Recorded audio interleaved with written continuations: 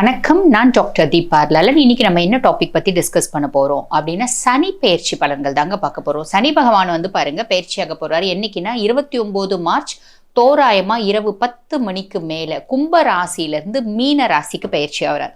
கும்ப ராசியிலிருந்து மீன ராசிக்கு பயிற்சி ஆகக்கூடிய சனியினால வந்து பாருங்க நிறைய ராசிகளுக்கு ஒரு அற்புதமான பலன்கள் அப்படின்றது கிடைக்கதான் போகுது. அதே மாதிரி ஒரு சில ராசிகளுக்கு கண்டிப்பா சில பல தீய பலன்களும் நெகட்டிவ் இம்பேக்ட்ஸும் வரதான் போகுது. இதை மறுக்கவும் முடியாது, மறைக்கவும் முடியாது, ஓடவும் முடியாது, ஒளியவும் முடியாது. சனி பகவானோட பார்வையிலையும் சனி பகவானோட பிடியில இருந்தும் சரி. அப்ப என்னங்க, நெகட்டிவா வரக்கூடிய ராசிகளுக்கெல்லாம் நிறைய ஒரு இம்பேக்ட் கொடுத்துருவாரு, கெட்டு போயிடுவாங்களா, ஒன்றும் இல்லாமல் உட்காந்துருவாங்களா? அப்படிலாம் கிடையாதுங்க.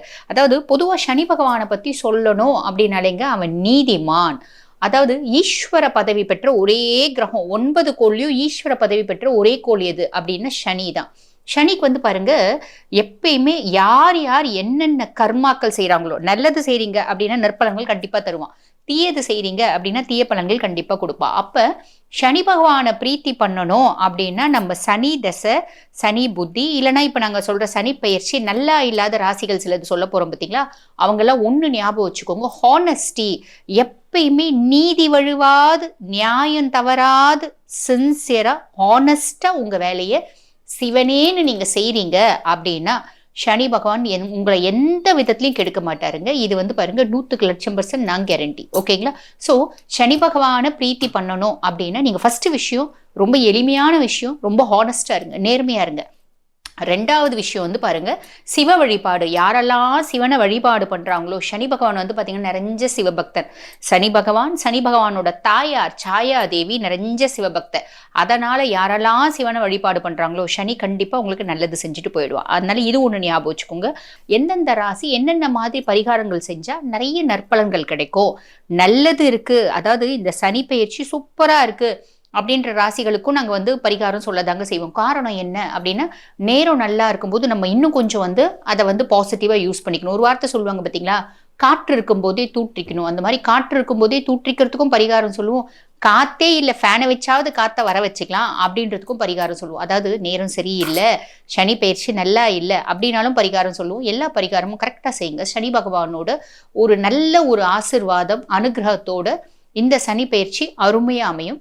தனுசு ராசி அன்பர்கள், பொதுவாக தனுசை பத்தி சொல்லணும் அப்படின்னா குரு ஆதிக்கம் பெற்ற ஒரு பர்சனாலிட்டிஸ்.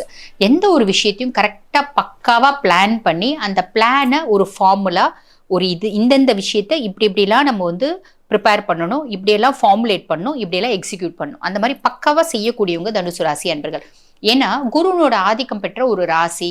அதே மாதிரி பாருங்க ரொம்ப பர்ஃபெக்டா செய்யக்கூடிய, எந்த வேலை கொடுத்தாலும் கரெக்டா செஞ்சுடுவாங்க. அப்படிப்பட்ட தனுசு ராசி அன்பர்கள் பொதுவாக வந்து பார்த்தீங்கன்னா நிறைய தனுசு ராசி அன்பர்கள் ஆசான் அப்படின்ற ஒரு பொசிஷன் இருப்பாங்க. அதாவது நிறைய பேர் வந்து பார்த்தீங்கன்னா டீச்சர்ஸாக இருப்பாங்க, லெக்சரர்ஸாக இருப்பாங்க, ப்ரொஃபஸராக இருப்பாங்க, இல்லை ஒரு பெரிய கம்பெனியில் ஒரு சாஃப்ட்வேர் ஃபீல்டில் இருக்காங்கன்னா ஒரு டீம் மேனேஜர், ஒரு மேனேஜர். மற்றவங்க வந்து இவங்க கிட்ட கேட்கணும், டவுட் கேட்கணும், இவங்க சொல்லி கொடுக்கணும். அதுதான் நான் முதல்ல சொன்னேன், ஆசான் அப்படின்ற நிலைமையில இருப்பாங்க. இப்போ வந்து பாருங்க படிக்கவே இல்லை தனுசு ராசி அன்பர்கள், அவங்க படிக்கிற காலத்துல உங்களுக்கு நேரமும் காலமும் தசா புத்தி சரியில்லை அப்படின்னாலும் அவங்க ஒரு கிராமத்திலே இருந்தா கூட 4 பேர் எதிர் வீட்டுக்காரங்க பக்கத்து வீட்டுக்காரங்க வந்து அக்கா எனக்கு இந்த மாதிரி பிரச்சனை இருக்குக்கா, என்னக்கா பண்ணலாம் அப்படின்னா இவங்க கரெக்டா அதுக்கான முடிவு சொல்லுவாங்க, சொல்யூஷன் சொல்லுவாங்க. அந்த கேரக்டர் வந்து இயற்கையாவே தனுசுக்கு உண்டு. ஓகேங்களா? அப்படிப்பட்ட தனுசு ராசி அன்பர்கள் உங்களுக்கு இந்த சனி பகவான் எந்த பாவத்துக்கு போறாரு அப்படின்னா உங்களுக்கு 4ஆம் பாவம் மீனும். அப்ப சனி அர்த்தாஷ்டம சனியா உங்களுக்கு உட்கார்றாரு. அர்த்தாஷ்டம சனியா உட்கார்றதுனால கண்டிப்பா சில காம்ப்ளிகேஷன்ஸ் இருக்கதான் செய்து நம்ம பார்க்கலாம். குரு பார்வை, அதாவது ராகு 3ஆம் பாவம், குருனோட பார்வை இருக்கு. குருனோட பார்வை மைண்டை கொஞ்சம் பாசிட்டிவா விற்கும் அப்படின்னு சொல்லலாம். உங்களுக்கு சனி பகவான் வந்து பாருங்க லார்ட் ஆஃப் 2 and 3, அதாவது 2ஆம் பாவம் தானே குடும்ப வாக்குஸ்தானத்துக்கு அவன் தான் அதிபன், 3ஆம் பாவம் இளைய சகோதர தைரியஸ்தானத்துக்கு அவன் தான் அதிபன். அப்படிப்பட்ட சனி பகவான் 4ஆம் பாவத்துக்கு போறாரு. 4ஆம் பாவத்துக்கு போயிட்டு அவர் என்ன பண்றாரு, 1ஆம் பாவத்தை முதல்ல பாக்குறாரு. 1ஆம் பாவத்தை முதல்ல பார்க்கறதுனால தனுசு ரொம்ப தெளிவா தெளிஞ்ச நீரோடை போல இருக்கிற தனுசு மனசு வந்து பாத்தீங்கன்னா கிறுக்கு பிடிக்கும். எப்படி அப்படின்னா நிறைய விஷயத்த தப்பா அவங்களா முடிவு பண்ணிப்பாங்க. ஒரு இனம் புரியாத பயம் இருக்கும், தப்பா முடிவு பண்ணி தப்பா செய்யறதுக்கு நிறைய பிராப்தம் இருக்கு, நிறைய வாய்ப்பு இருக்கு. அதனால நீங்க ரொம்ப தெளிவானவங்க, ரொம்ப புத்திசாலி தான், குருனோட ஆதிக்கம் பெற்றவங்க. இருந்தாலும் இந்த காலகட்டத்துல நம்மளோட குடும்பத்துல நம்மளோட வெல் விஷர்ஸ் அப்படின்னு இருப்பாங்க பார்த்தீங்களா, அவங்க இல்லைன்னா நம்மளோட மென்டாஸ், அவங்களோட ஒரு அறிவுரையை கேட்டு செய்யறது அப்படின்றது ரொம்ப நல்ல விஷயம். அதாவது நற்பலன்களை தரும். இது என்னோட அட்வைஸ். இது ட்ரை பண்ணுங்க, கண்டிப்பா அப்படி செய்யுங்க. சரிங்களா? நெக்ஸ்ட் வந்து சனியினோட பார்வை 6ஆம் பாவம். 6ஆம் பாவம் அப்படின்றது ருண ரோக சத்ருஸ்தானம். அப்ப நிறைய பேருக்கு வந்து பாருங்க, கடன் வாங்கறதுக்கான ஒரு சூழ்நிலை அப்படின்றது ஏற்படும். கடன் வாங்கி தான் நம்ம வந்து இப்போ வந்து பாருங்க, ஒரு மிடில் கிளாஸ் பர்சன்ஸ்லாம் கடன் வாங்கி தான் வீடு வாங்க முடியும், கடன் வாங்கி தான் கார் வாங்க முடியும், இப்படி நிறைய விஷயம் இருக்க தான் செய்யும். கடன் வாங்கி தான் தொழில் அடுத்த லெவல் கொண்டு போக முடியும். இருந்தாலும் அதிக லெவல், அதாவது பெரிய லெவல்ல கடன் அப்படின்றது வேண்டாம். விரலுக்கேத்த வீக்கம் தான் வீங்கணும், அகலக்கால் வச்சு ஏமாறக்கூடாது, அகலக்கால் வச்சு கீழே விழுந்தக்கூடாது, இப்படின்லாம் பெரியவங்க சொல்லுவாங்க பார்த்தீங்களா. அந்த வார்த்தைகளை மனசுல நிறுத்தி மனசுல நினைச்சு அளவா கடன் வாங்குங்க. ஓகேங்களா? அதுக்கடுத்து வந்து பாருங்க, ருணம் நோய், ஹெல்த் ரிலேட்டட் இஷ்யூஸ் நிறைய வரத்துக்கு வாய்ப்பு உண்டுங்க.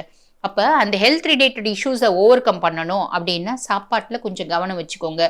சின்ன சின்ன உடல் உபாதைகள் வருது அப்படின்னா உடனே வைத்தியம் பாருங்க. வைத்தியத்தை தாமதப்படுத்தாதீங்க.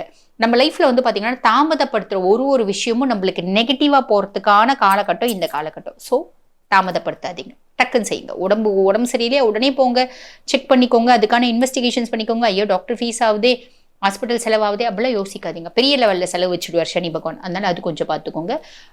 யாரையும் நீங்க பகச்சிக்க மாட்டீங்க. பட் இந்த காலகட்டம் அதுதான், அதாவது ஜென்மத்தை வந்து சனி பார்க்குறாரு. அதனால வந்து பார்த்தீங்கன்னா நம்ம மனசுக்கு இருக்கு பிடிக்கும் அப்படின்னு சொன்னீங்களே. அப்போ இந்த காலகட்டத்தில் நிறைய பேரை பகச்சிக்கிறதுக்கான சூழ்நிலை ஏற்படும்.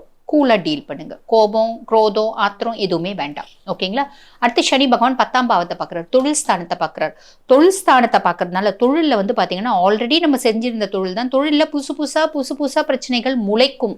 மழைக்கு பெய்கிற காலர் மாதிரி கட கட கட கட நிறைய காம்ப்ளிகேஷன்ஸ் வரும்.